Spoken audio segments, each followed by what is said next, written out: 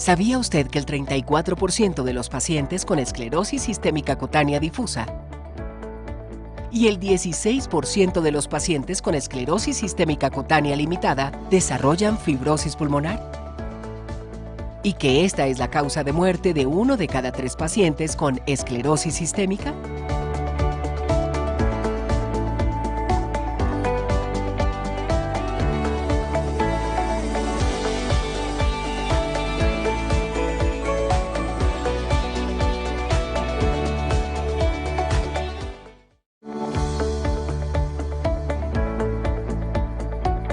¿Sabía usted que el 34% de los pacientes con esclerosis sistémica cutánea difusa y el 16% de los pacientes con esclerosis sistémica cutánea limitada desarrollan fibrosis pulmonar?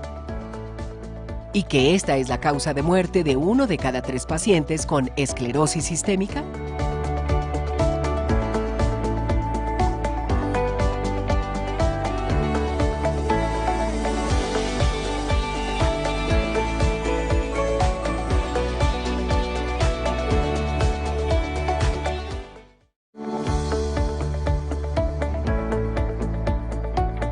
¿Sabía usted que el 34% de los pacientes con esclerosis sistémica cutánea difusa y el 16% de los pacientes con esclerosis sistémica cutánea limitada desarrollan fibrosis pulmonar?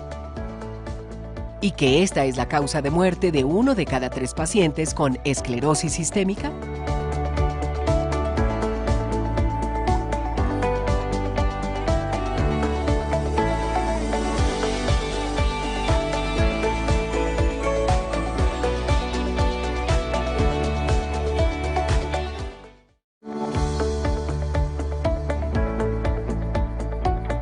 ¿Sabía usted que el 34% de los pacientes con esclerosis sistémica cutánea difusa y el 16% de los pacientes con esclerosis sistémica cutánea limitada desarrollan fibrosis pulmonar? ¿Y que esta es la causa de muerte de 1 de cada 3 pacientes con esclerosis sistémica?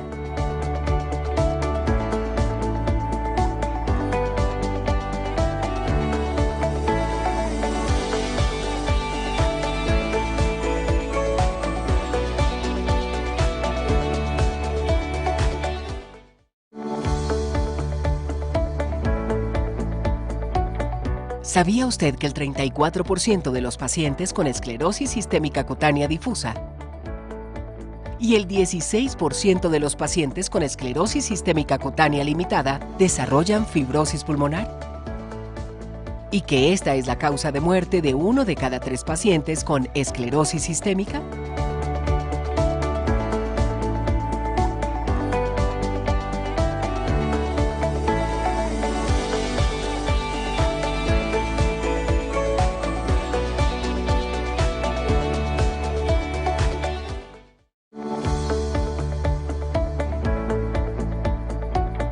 ¿Sabía usted que el 34% de los pacientes con esclerosis sistémica cutánea difusa y el 16% de los pacientes con esclerosis sistémica cutánea limitada desarrollan fibrosis pulmonar?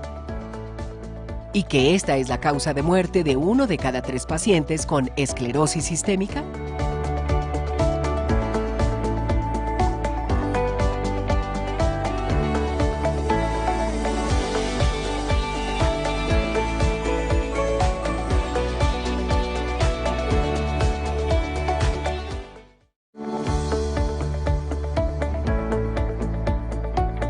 ¿Sabía usted que el 34% de los pacientes con esclerosis sistémica cutánea difusa y el 16% de los pacientes con esclerosis sistémica cutánea limitada desarrollan fibrosis pulmonar? ¿Y que esta es la causa de muerte de 1 de cada 3 pacientes con esclerosis sistémica?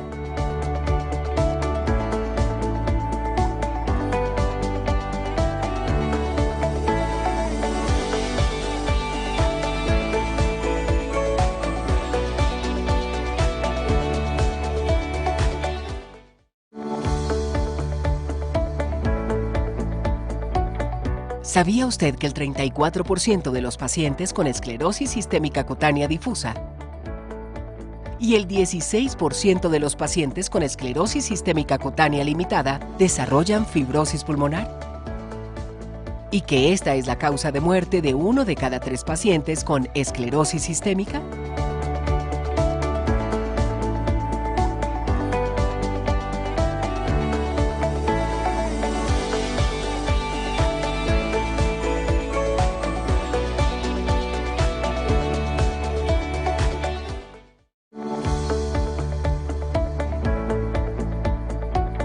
¿Sabía usted que el 34% de los pacientes con esclerosis sistémica cutánea difusa y el 16% de los pacientes con esclerosis sistémica cutánea limitada desarrollan fibrosis pulmonar? ¿Y que esta es la causa de muerte de 1 de cada 3 pacientes con esclerosis sistémica?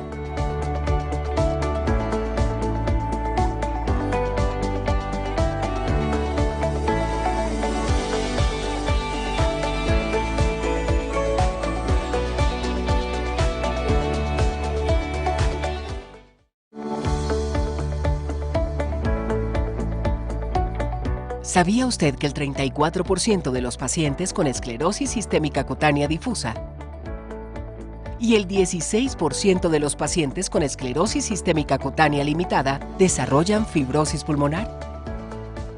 ¿Y que esta es la causa de muerte de 1 de cada 3 pacientes con esclerosis sistémica?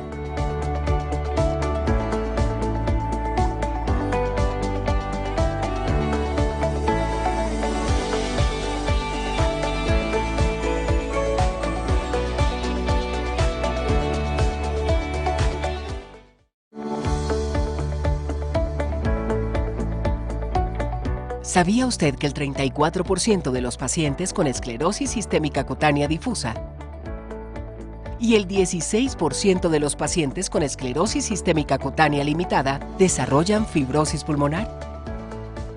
¿Y que esta es la causa de muerte de 1 de cada 3 pacientes con esclerosis sistémica?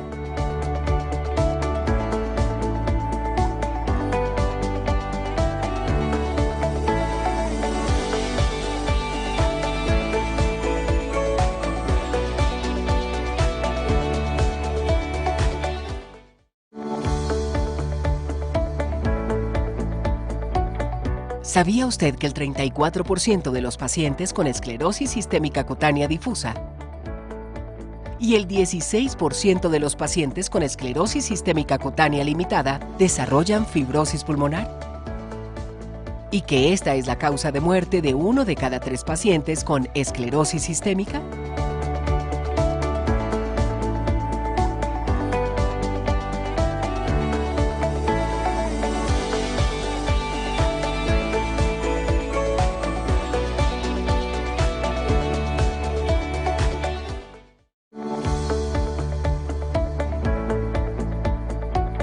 ¿Sabía usted que el 34% de los pacientes con esclerosis sistémica cutánea difusa y el 16% de los pacientes con esclerosis sistémica cutánea limitada desarrollan fibrosis pulmonar? ¿Y que esta es la causa de muerte de 1 de cada 3 pacientes con esclerosis sistémica?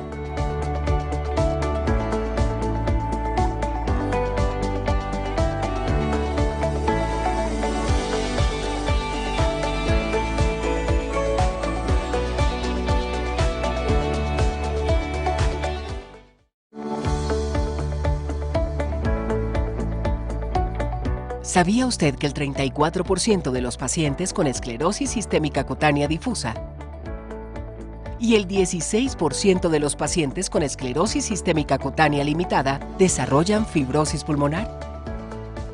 ¿Y que esta es la causa de muerte de 1 de cada 3 pacientes con esclerosis sistémica?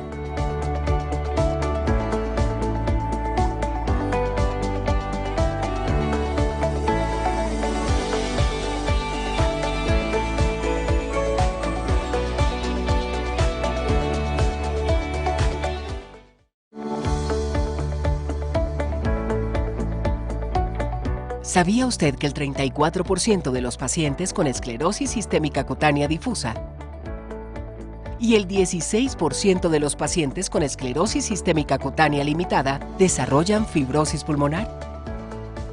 y que esta es la causa de muerte de 1 de cada 3 pacientes con esclerosis sistémica?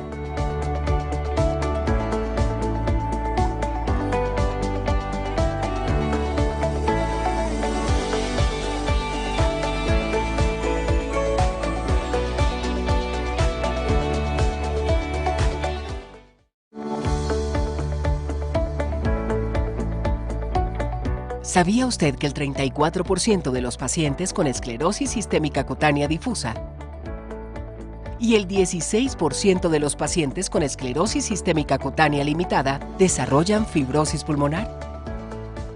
¿Y que esta es la causa de muerte de 1 de cada 3 pacientes con esclerosis sistémica?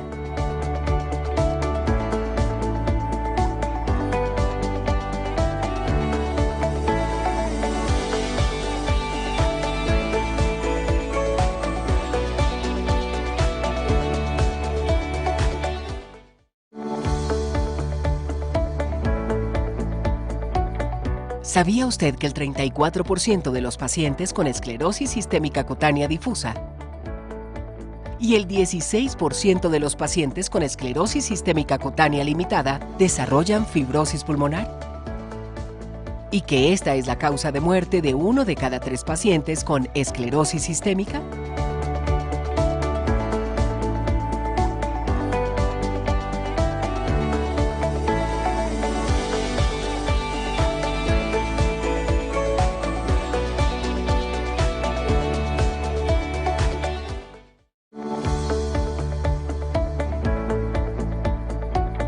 ¿Sabía usted que el 34% de los pacientes con esclerosis sistémica cutánea difusa y el 16% de los pacientes con esclerosis sistémica cutánea limitada desarrollan fibrosis pulmonar?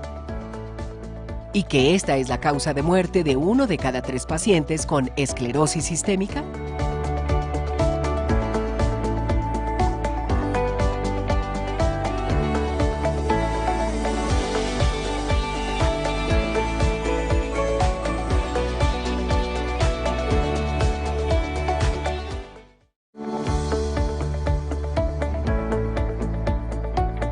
¿Sabía usted que el 34% de los pacientes con esclerosis sistémica cutánea difusa y el 16% de los pacientes con esclerosis sistémica cutánea limitada desarrollan fibrosis pulmonar? ¿Y que esta es la causa de muerte de 1 de cada 3 pacientes con esclerosis sistémica?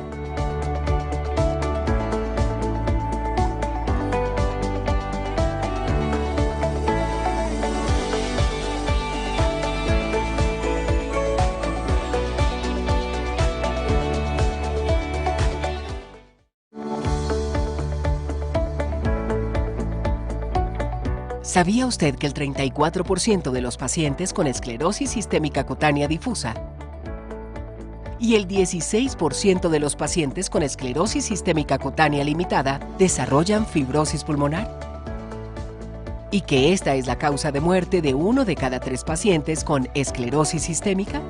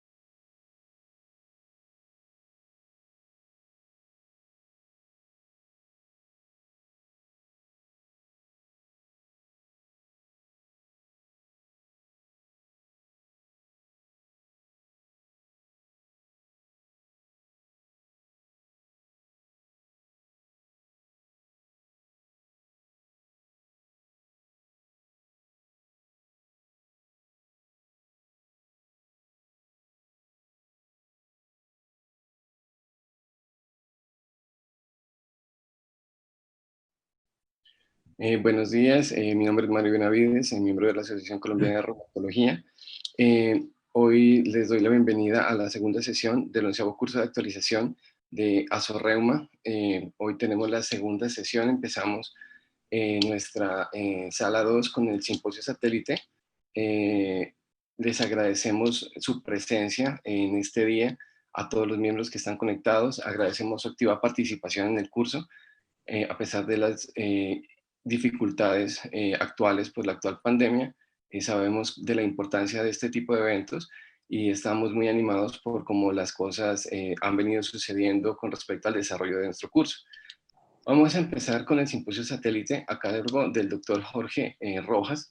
El doctor Jorge Rojas Serrano es médico adscrito a la Unidad de Enfermedades del Intersticio Pulmonar y Reumatología del Instituto Nacional de Enfermedades Respiratorias Ismael Cosio Villegas, profesor del curso de maestría y doctorado en Ciencias Médicas de la Facultad de Medicina de la Universidad Autónoma de México, Nacional Autónoma de México, y miembro del Sistema Nacional de Investigadores.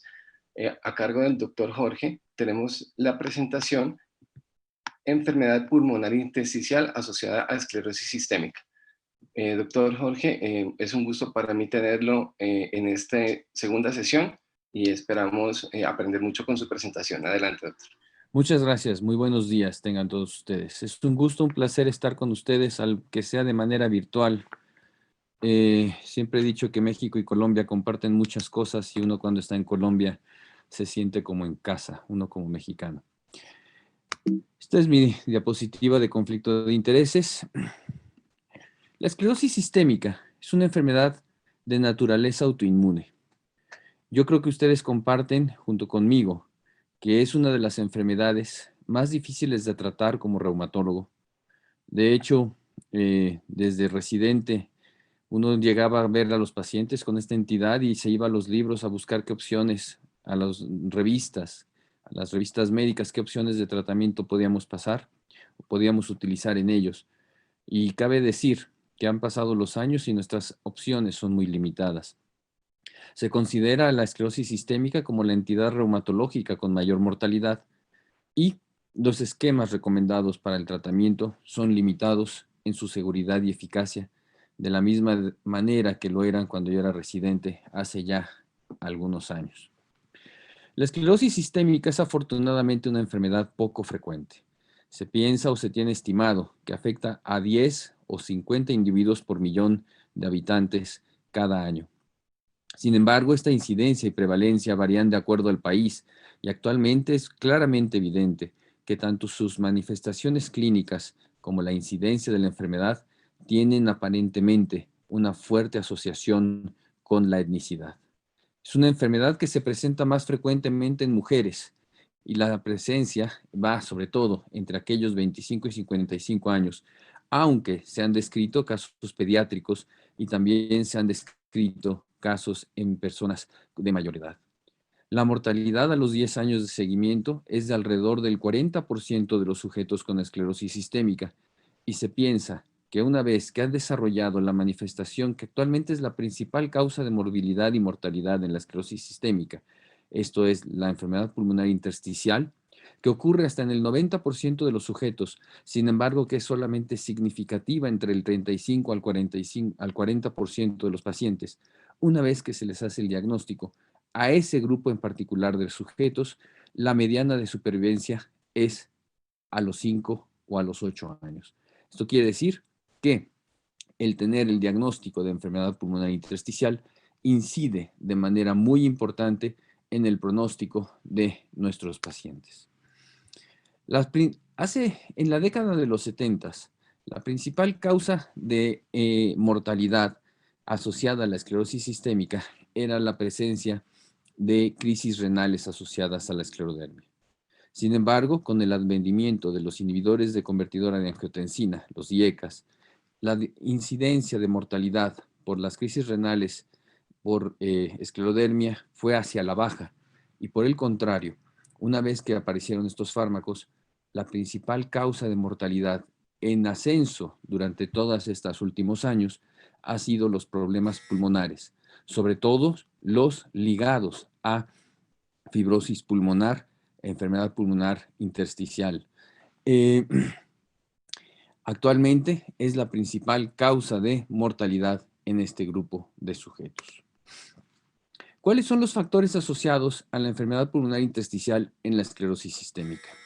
En primer lugar, la ascendencia africana. Se supone, o la etnicidad tiene que ver mucho con el riesgo de presentar enfermedad pulmonar intersticial. La presencia del sexo masculino, polimorfismos genéticos, y sobre todo, se tiene claramente identificado que la presencia de esclerosis sistémica con afección cutánea difusa es uno de los principales factores de riesgo a presentar enfermedad pulmonar intersticial. Desde el punto de vista serológico, los anticuerpos antitopoisomerasa o anti-SSL70 están claramente asociados a enfermedad pulmonar intersticial. Sin embargo, existe otro grupo importante de anticuerpos que van entre el anti-NOR90, anti-PMSCL, anti-THTO, anti-RO52 y los ANCA, que también están asociados a enfermedad pulmonar intersticial. Está claramente descrito que los anticuerpos anticentrómero se encuentran asociados a protección. Sin embargo, estoy seguro que todos ustedes recordarán al paciente ocasional que tiene la presencia de estos anticuerpos y que también presentó importante enfermedad pulmonar intersticial. Los anticuerpos sí están asociados claramente, pero no son determinantes, no son determinísticos.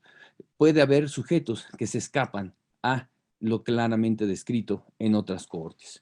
Y por último tenemos la descripción de múltiples biomarcadores, que lo que nos están representando es en realidad la activación del sistema inmunológico que tiene que ver con el proceso inflamatorio en esta entidad, como podrían siendo los niveles altos de interleucina 6 que se encuentran en los sujetos con enfermedad pulmonar intersticial, o bien daño a nivel del epitelio pulmonar, como vendría siendo los niveles altos de Krebs-Bonden-Lungen 6.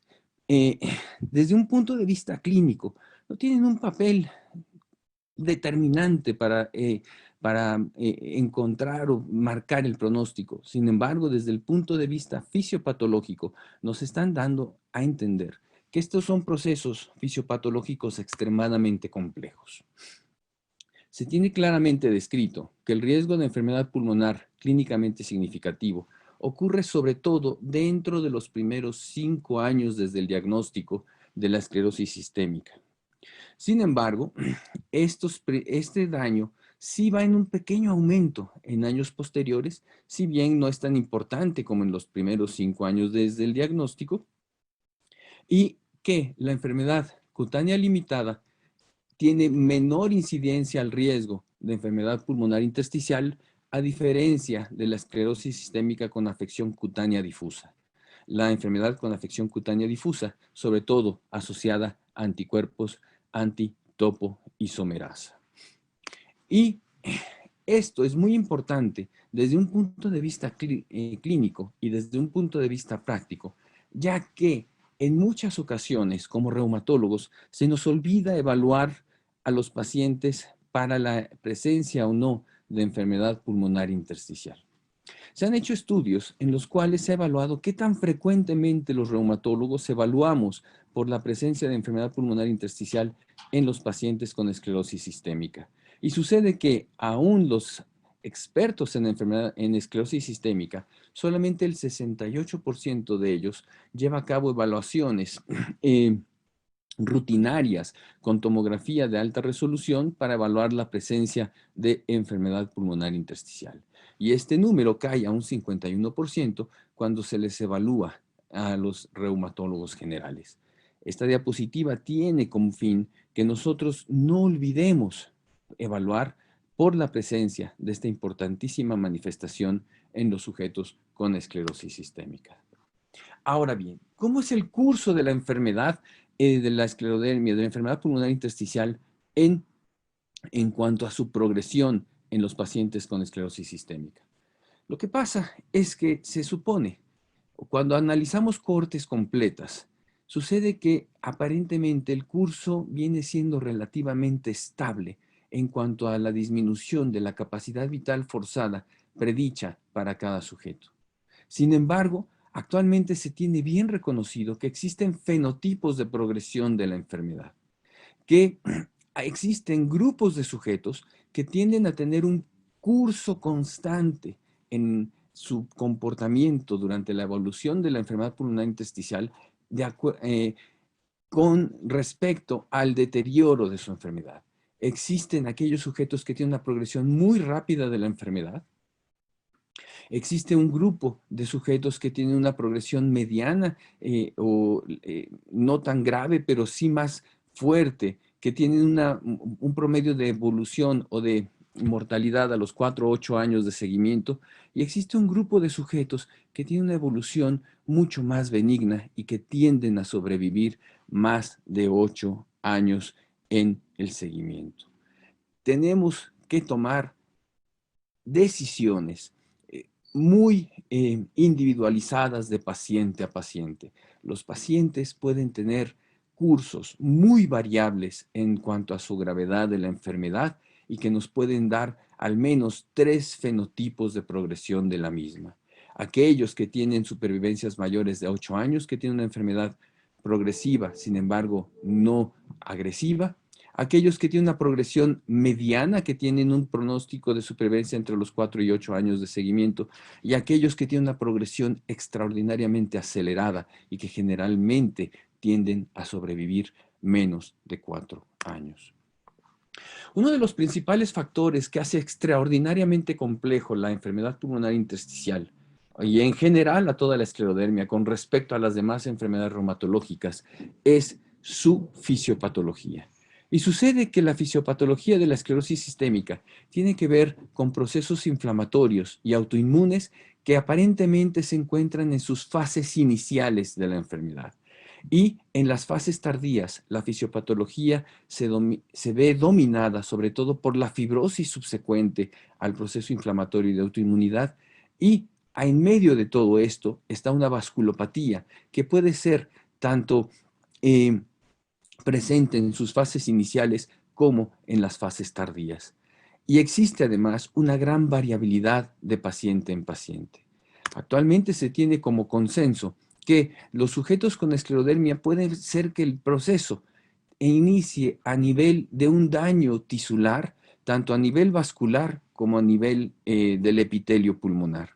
Sucede que es probable que a nivel del epitelio pulmonar, de acuerdo a una predisposición genética o a factores ambientales como el reflujo gastroesofágico, el estrés oxidativo o algunos estímulos ambientales como solventes orgánicos, sílices y virus, puede dar lugar a una lesión del epitelio pulmonar, además de una lesión vascular, ya sea mediado inmunológicamente. Y estos dos procesos nos van a desencadenar un proceso de autoinmunidad y además la activación del sistema inmunológico que como resultado final nos va a dar un proceso de fibrosis, dando lugar a la activación de miofibroblastos y la subsecuente acumulación de matriz extracelular.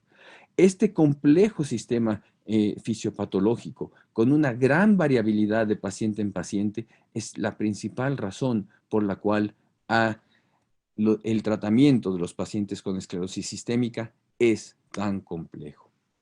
Desde un punto de vista histopatológico, el principal patrón de daño pulmonar es el patrón de neumonía intersticial no específica. Existen otros patrones de daño como el patrón de neumonía intersticial usual o los patrones no clasificables.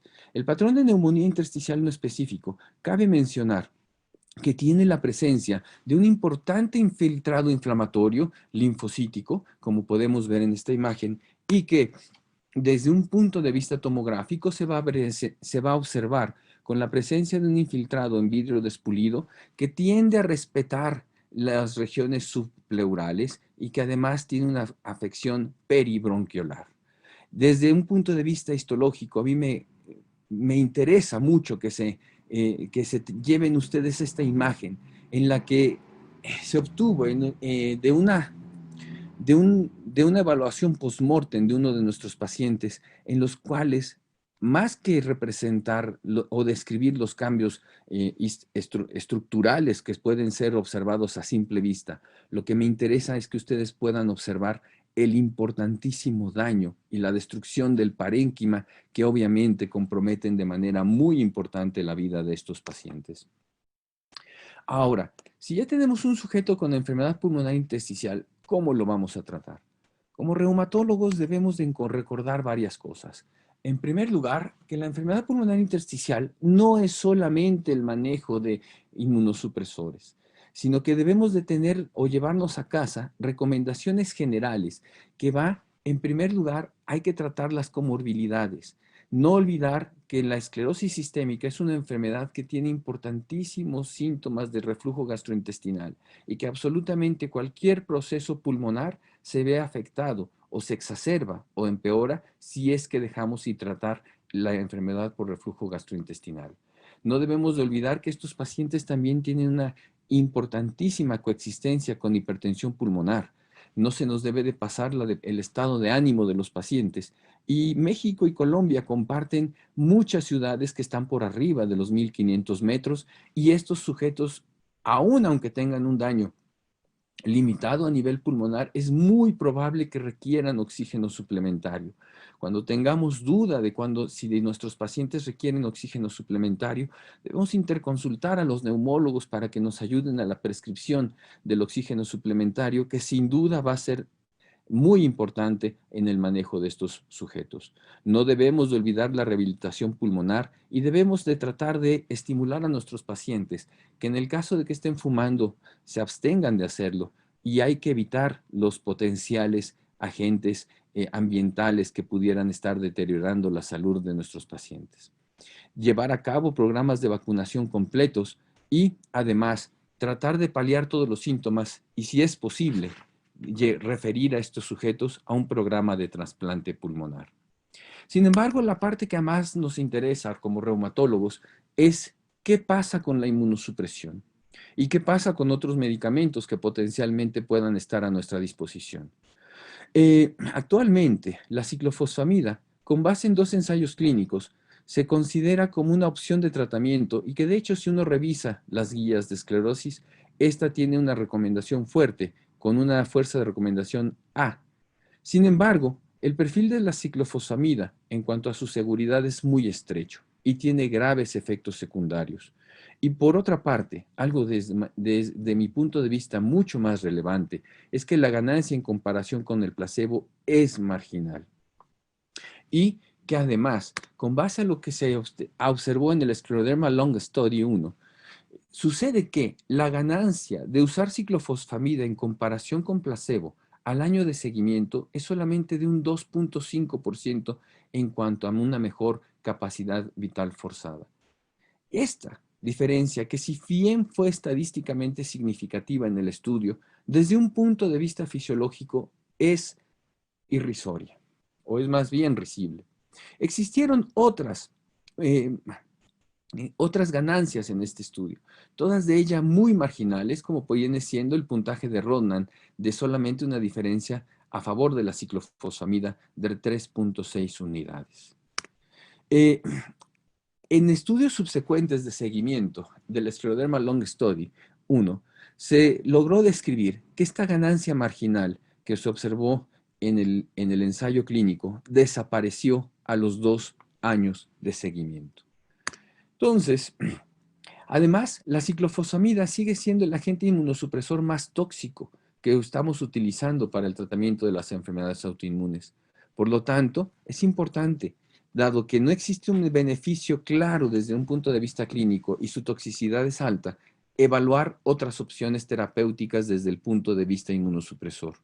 Y la primera que se hizo fue comparar el efecto de la ciclofosfamida contra el mofetilmicofenolato, y esto se llevó a cabo en el Scleroderma Long Study 2, que es un ensayo clínico aleatorizado, doble ciego, con grupo de tratamientos paralelos, en el cual se comparó el tratamiento de mofetilmicofenolato de 500 miligramos hasta una dosis de 1.5 gramos cada 12 horas por 2 años, y esto es muy importante tomar en el análisis del estudio, porque el mofetilmicofenolato se dio por 2 años y se comparó contra ciclofosfamida, pero esto administrado solamente por 1 año.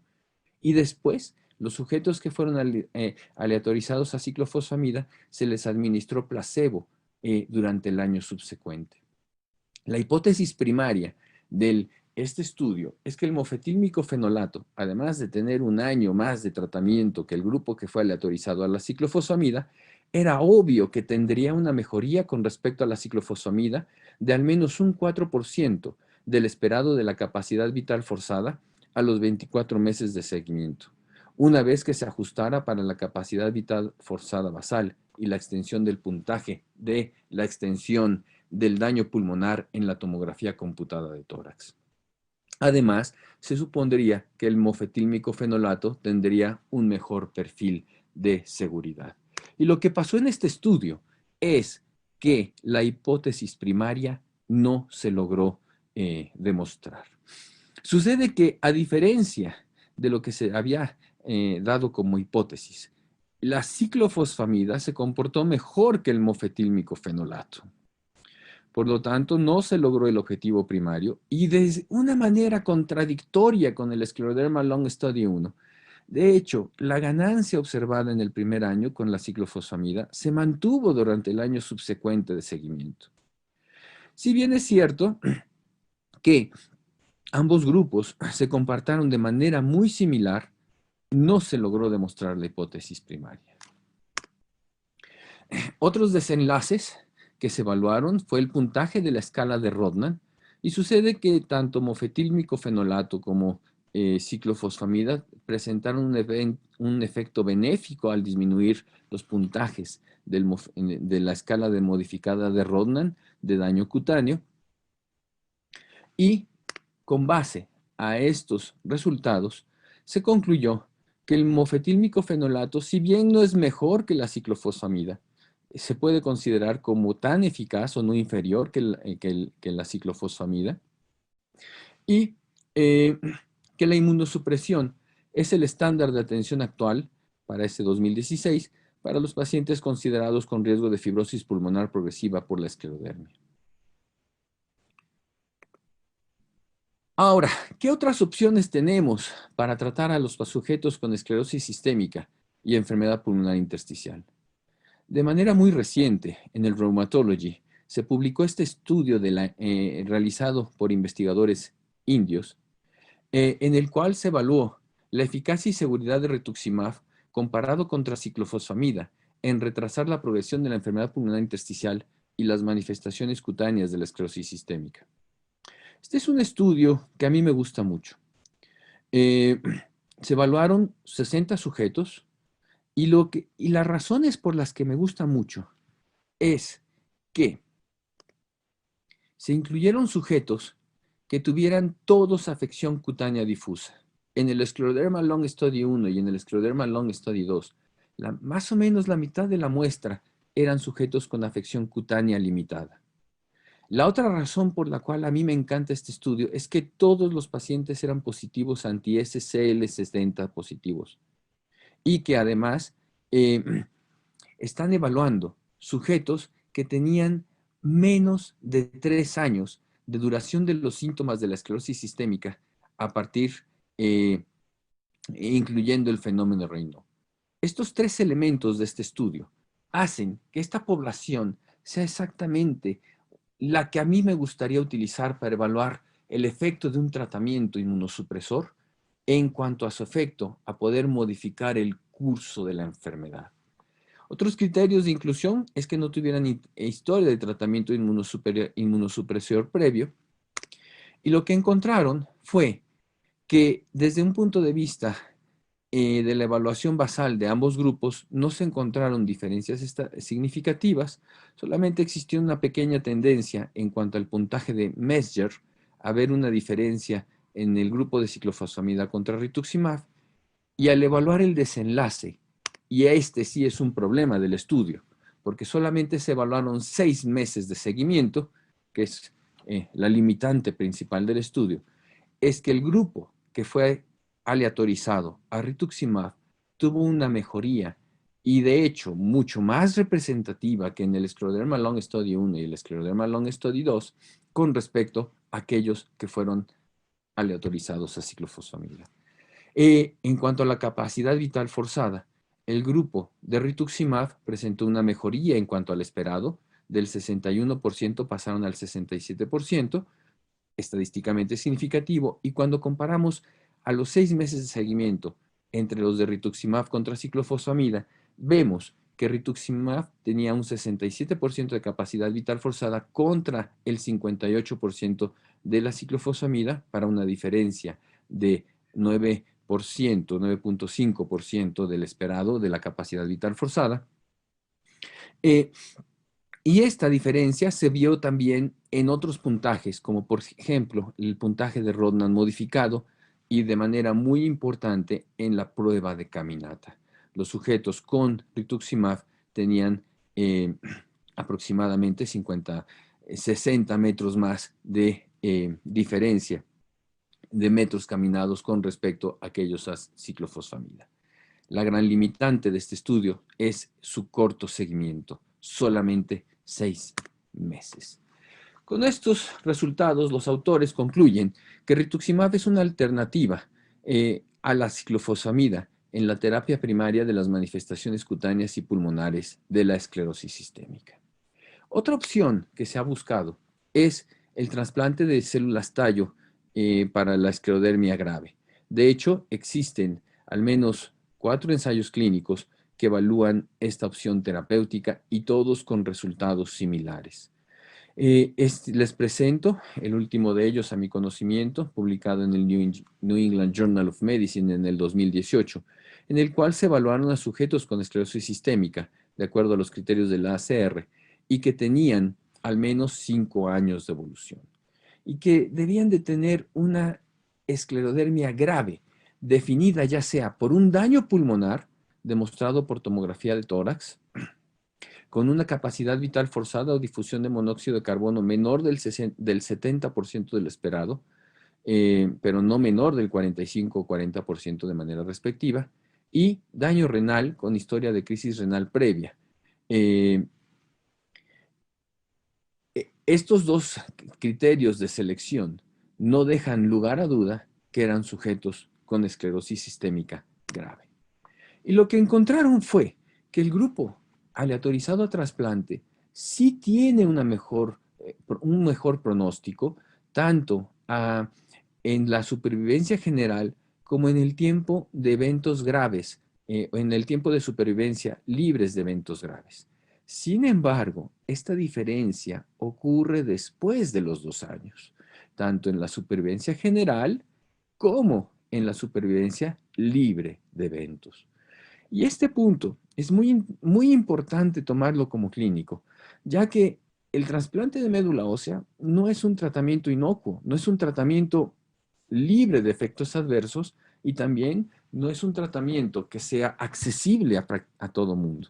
Y que si yo voy a proponer un tratamiento que tiene un riesgo elevado dentro de los primeros meses a su aplicación, y que yo voy a estar observando una diferencia prácticamente a los 2 años y medio, es algo que se debe de discutir y pensar de manera muy profunda en estos sujetos.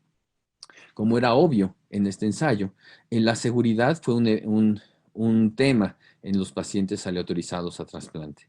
En los 72 meses de seguimiento, el porcentaje de sujetos que presentaron eventos adversos graves fue mayor en el grupo de trasplante de médula ósea, un 74% contra el 51%. Y en el grupo de trasplantes, el 96% de los eventos adversos ocurrió en los primeros 26 meses después del trasplante. Algunos sujetos incluidos en este estudio también presentaron problemas oncológicos. 3 sujetos en el grupo de trasplante de médula ósea. De estos, 2 tuvieron síndromes mielodisplásicos y un cáncer papilar de tiroides. Y en el grupo de ciclofosfamida hubo un evento de cáncer de mama. Con esto podemos llegar a las conclusiones con respecto a la terapia inmunosupresora. El tratamiento inmunosupresor en la esclerosis sistémica en estos momentos está muy lejos de ser el tratamiento ideal de la esclerodermia. El mofetilmicofenolato debe ser considerado como una primera opción en el tratamiento de la esclerosis sistémica, pero esto debemos de ser muy claros. No es por su eficacia, es por su mejor perfil de seguridad comparado contra ciclofosfamida. La evidencia actual es consistente con un mejor pronóstico a largo plazo con el trasplante de médula ósea comparado con ciclofosfamida. Sin embargo, al corto plazo no hay diferencias, además de que existen riesgos inherentes en el procedimiento terapéutico.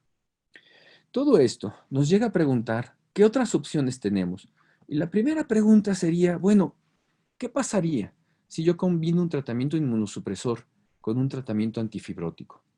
Debemos de recordar que recientemente, en el campo de la fibrosis pulmonar idiopática, se han aprobado dos moléculas que tienen la capacidad de retrasar la progresión observada en la fibrosis pulmonar idiopática.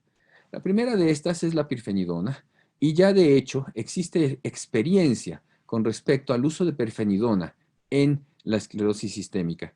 Y la primera es este ensayo abierto, fase 2, en el cual se comparó dos esquemas de administración de pirfenidona con respecto a su seguridad, no a la eficacia, con respecto a su seguridad, un esquema de aumento de la dosis rápido y un aumento de la dosis más pausado.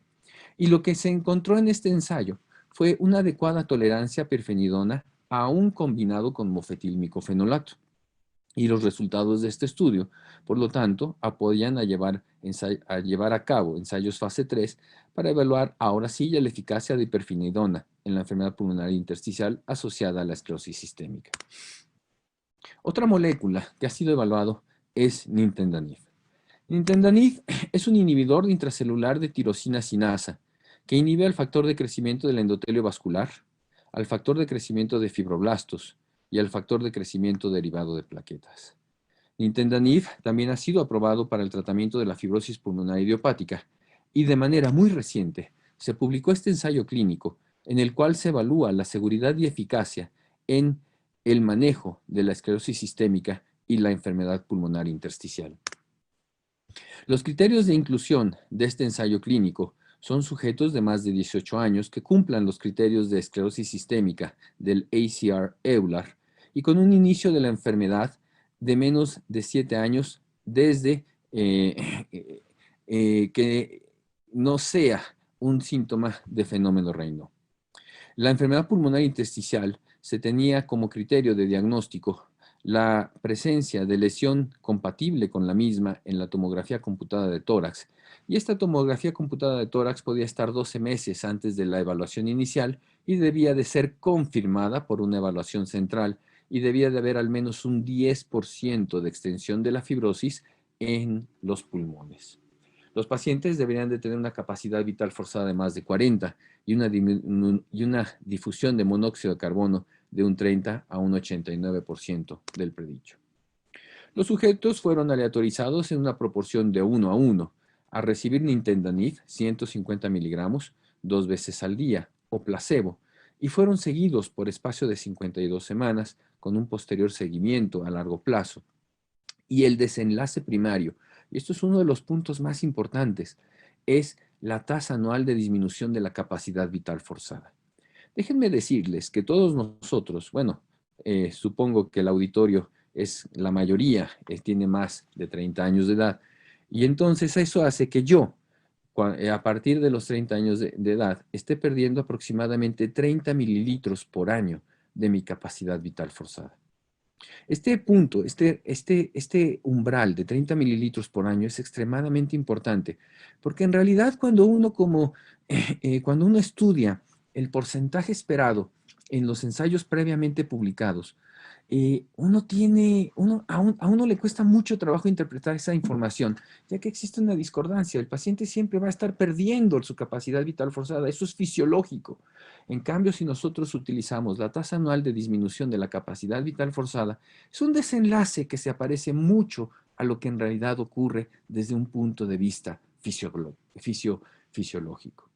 Los desenlaces secundarios claves son el cambio absoluto desde el basal en la escala modificada de Rodnan y el cambio absoluto en la escala SGRQ a la semana 52.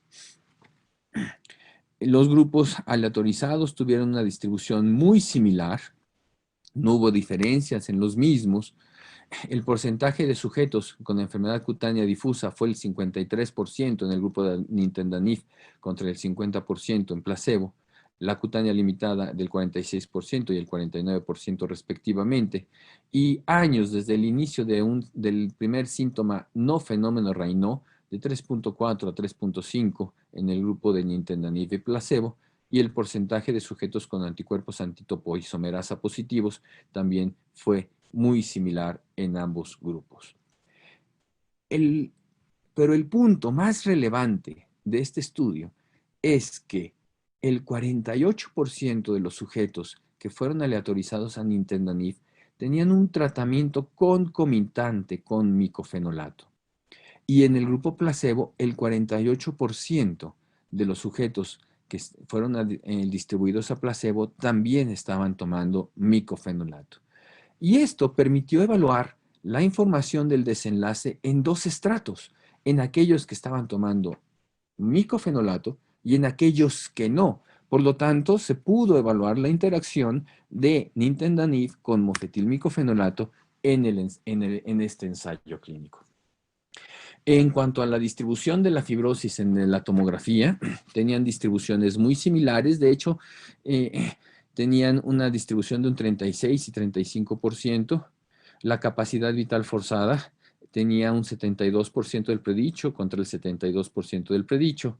Difusión de monóxido de carbono de manera muy similar en ambos grupos. Y la oximetría de pulso también de manera muy similar en ambos grupos.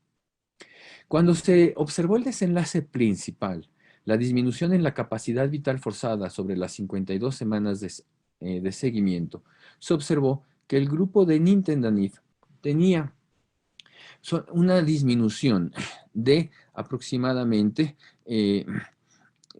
menos 52 mililitros al año comparado contra el grupo de placebo de 93 mililitros al año, para una diferencia de 41 mililitros.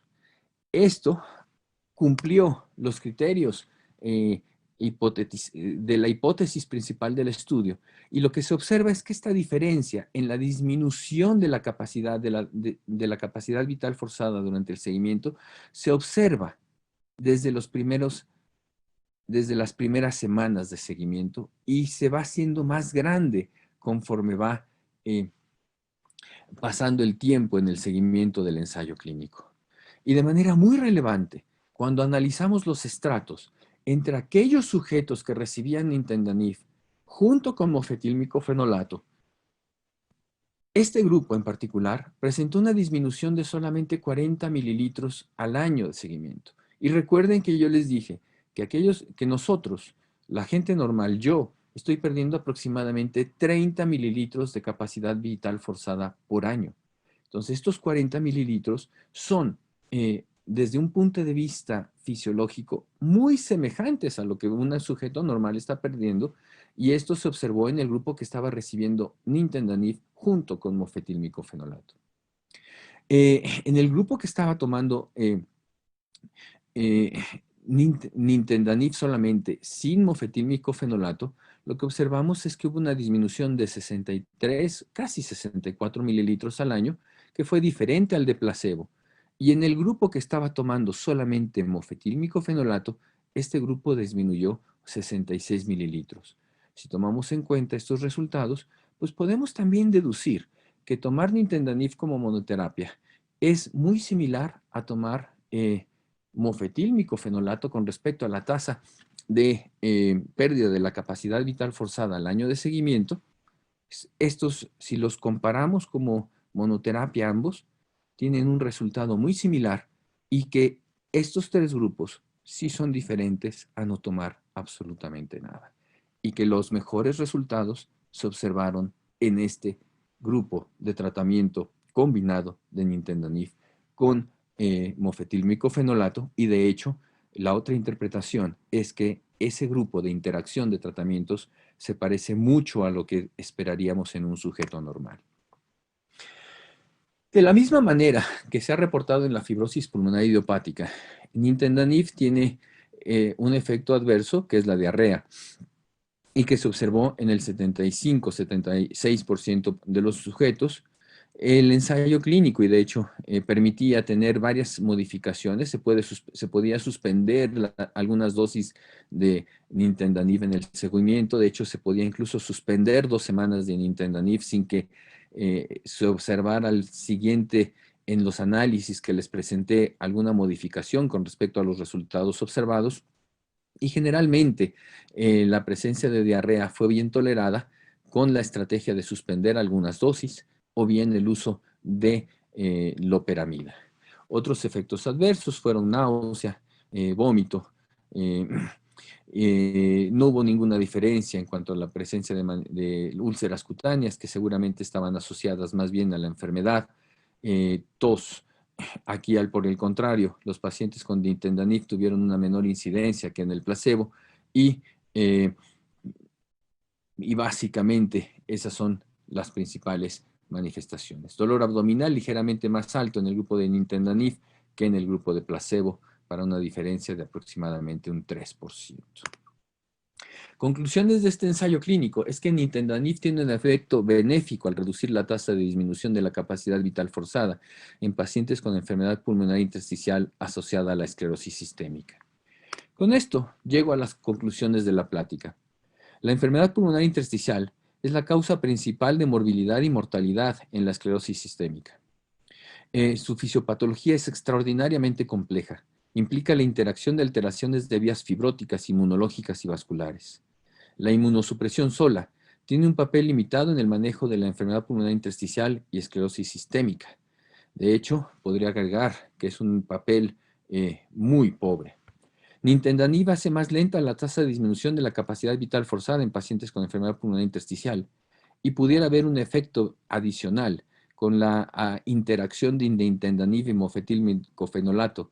Esto tomado con base en los resultados observados del estudio Censis. Les agradezco su atención y si hay tiempo para alguna pregunta y si puedo contestarla, estaré complacido de hacerla.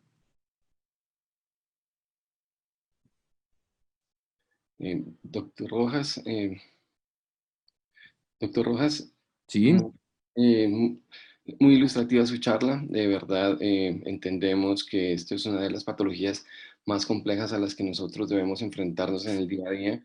Estamos de acuerdo con que desde el punto de vista fisiopatológico estamos a veces muy limitados desde el punto de vista de abordaje terapéutico y todavía debemos seguir esperando nuevas opciones terapéuticas. Realmente agradecemos pues la valiosa información que usted nos aportó. Quisiera preguntarle, doctor, voy a hacerle un par de preguntas. La claro primera, que sí.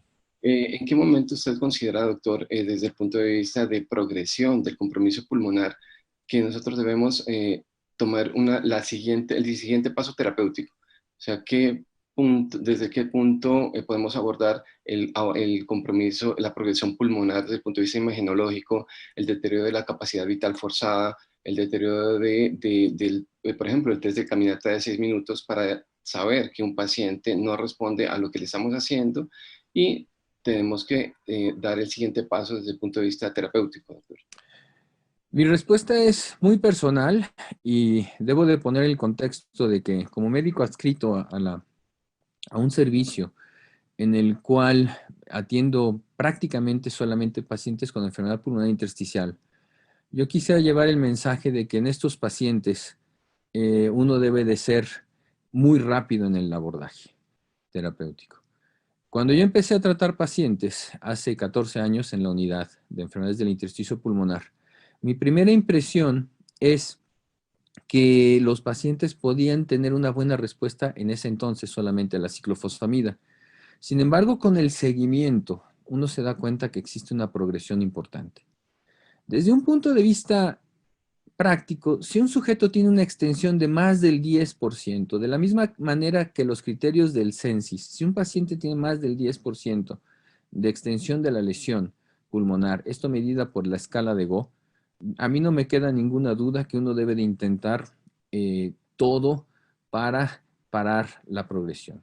Y al referirme al intentar todo, si tengo acceso a inmunosupresores, porque ese es otro tema, a lo que tengo acceso.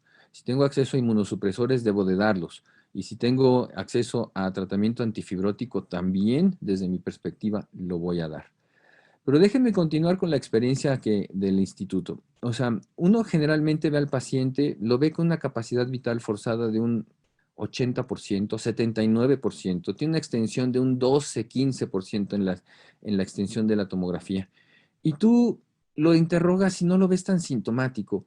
Y entonces lo das cita en 5 o 6 meses, lo vuelves a ver, aparentemente no ha progresado mucho y lo ves al año y te das cuenta que la progresión ha sido muy ruda.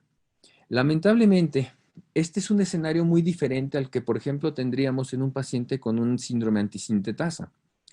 En el síndrome antisintetasa, muy recientemente publicamos la experiencia y lo que ocurre es que en el antisintetasa tú lo puedes agarrar en una recaída y puedes observar una mejoría del proceso inflamatorio. Pero acá hay dos elementos. En el síndrome antisintetasa la lesión es muy inflamatoria y en algunos pacientes llega a ser fibrótica. En el contrario, en los pacientes con la esclerosis sistémica, sí hay inflamación, pero predomina sobre todo la fibrosis. Y entonces ese tiempo, en el ejemplo que les estaba yo poniendo, es tiempo que ya perdiste. Y que a mí me pasó como médico tratante. O sea, tú pensabas a los 6 meses, cuando lo empezabas a ver, que el paciente iba bien, pero al año y medio, te dabas cuenta que había una progresión de un 90%, les dije la capacidad vital, un 80, les dije 79%, al año y medio ya estamos en un 55%. Y esa es una pérdida que ya no hay manera de recuperar.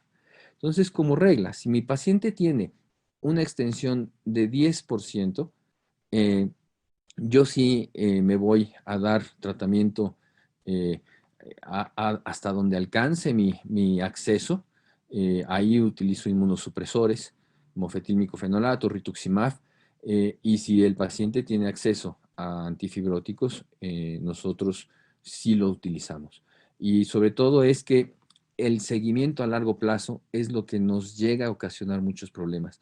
Y hay que ser también, hay que pensar que a los 5, 6 meses no vas a observar mucho, o puede ser que te vayas con, como decimos en México, te vayas con la finta de que todo va bien, pero al año tienes ya muchos problemas. Perfecto, doctor Rojas. Entonces, ¿usted considera, pues teniendo en cuenta los buenos resultados del tratamiento combinado con inmunosupresores y antifibróticos, que en la medida de lo posible el abordaje inicial debe ser combinado, ¿cierto? Ese es mi punto de vista y obvio es una opinión de alguien que ve, su consulta es eso, todos los días veo 5 o 10 pacientes de este tipo, entonces eh, ese es mi punto de vista. ¿No? Y además son historias personales, son historias de gente que tú ves cómo se va deteriorando. Eso es un elemento bien importante. Eh, y que además no lo tomas en cuenta desde tienes que tener ese seguimiento. Ese quizás sea lo más importante de mi mensaje en la respuesta. Si tú tienes, por ejemplo, la reumatología es una especialidad que en muchos escenarios observamos respuestas rápidas. Por ejemplo, llega un paciente con artritis reumatoide, puede tener un DAS de 5.5, un CDAI de 40. Tú lo inicias tratamiento y al mes lo ves mejor. Aquí no. Aquí los cursos son lentos. Entonces, ese seguimiento a largo plazo solamente lo puedes tener exactamente así, o sea, después de 1 año o 2 años, y es ahí cuando te modifica radicalmente tu impresión, ¿no? Entonces, la respuesta que les acabo de dar es de alguien que ha visto 250 pacientes con enfermedad pulmonar intersticial asociada a esclerosis sistémica y que los ha seguido durante varios años. Perfecto, doctor Rojas. Le agradecemos mucho su participación en nuestro evento. De verdad, es muy valiosa toda la información que usted con su gran experiencia nos aporta. Esperamos contar con su participación en futuros eventos, ojalá de manera presencial, para que nos acompañe en este país, pues que tanto lo aprecia, doctor. Yo lo deseo más, porque la verdad me gusta ir mucho a Colombia. Muchísimas gracias, muchísimas gracias. Un placer, un abrazo a todos, aunque sea de manera virtual.